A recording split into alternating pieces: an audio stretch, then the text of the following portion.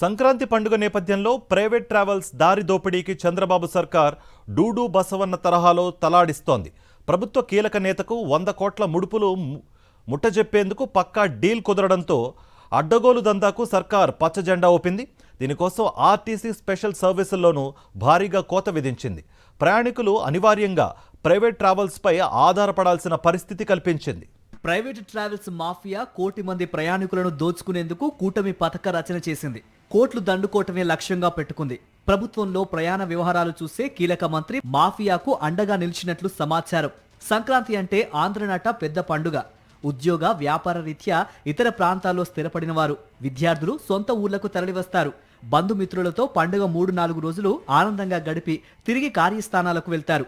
వీరిలో సొంత వాహనాలు, రైళ్లు, ఆర్టీసీ బస్సుల్లో వచ్చేవారిని మినహాయిస్తే దాదాపు 40 లక్షల మంది ప్రైవేటు ట్రావెల్స్ బస్సుల్లోనే ప్రయాణిస్తారు.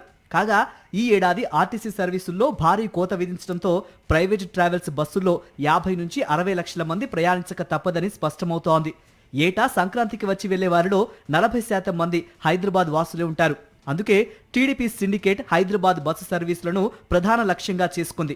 ఆర్టీసీ సర్వీసులను కుదించేలా పావులు కదిపింది. ఏటా సంక్రాంతి స్పెషల్ బస్సు సర్వీసుల వివరాలను ఆర్టీసీ ఎండీ విలేకరుల సమావేశం నిర్వహించి మరీ వెల్లడించేవారు. అయితే ఈ ఏడాది ప్రభుత్వ కీలక నేతతో డీల్ కుదరడంతో సంక్రాంతి స్పెషల్ బస్సులపై కేవలం చిన్న నోట్ విడుదల చేసి ఆర్టీసీ చేతులు దులిపేసుకుంది. అందులో హైదరాబాద్ నుంచి కేవలం 240 సర్వీసులే నిర్వహిస్తామని వెల్లడించడం గమనార్హం. దీనిపై తీవ్ర విమర్శలు వెల్లువెత్తడంతో ఆర్టీసీ కనికట్టు చేసేందుకు యత్నించింది.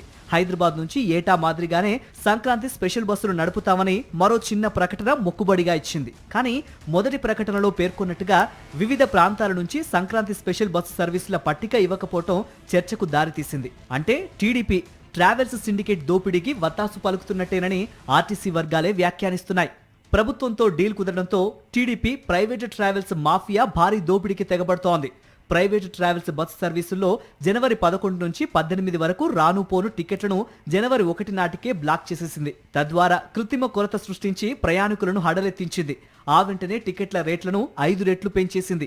ఆర్టీసీ బస్సుల కోతతో హీనపక్షంగా 50 లక్షల మంది ప్రైవేటు బస్సులపై ఆధారపడతారని అనుకున్నా రానుపోను అంటే కోటి మంది దోపిడీకి ప్రైవేటు మాఫియా పథక రచన చేసింది. ఇందుకోసం ప్రైవేటు ట్రావెల్స్ సిండికేట్ కి దన్నుగా నిలుస్తున్న ప్రభుత్వంలో కీలక నేతకు భారీగా ముడుపులు ముట్టజెప్పినట్టు తెలుస్తోంది. గత ఏడాది సంక్రాంతి సీజన్లోనే ఆయనకు 50 కోట్ల వరకు ముట్టజెప్పినట్టు ప్రభుత్వ వర్గాలే చెబుతున్నాయి. ప్రయాణికులు రెట్టింపు కావడంతో ముడుపుల మూట కూడా రెట్టింపు చేసినట్టు సమాచారం.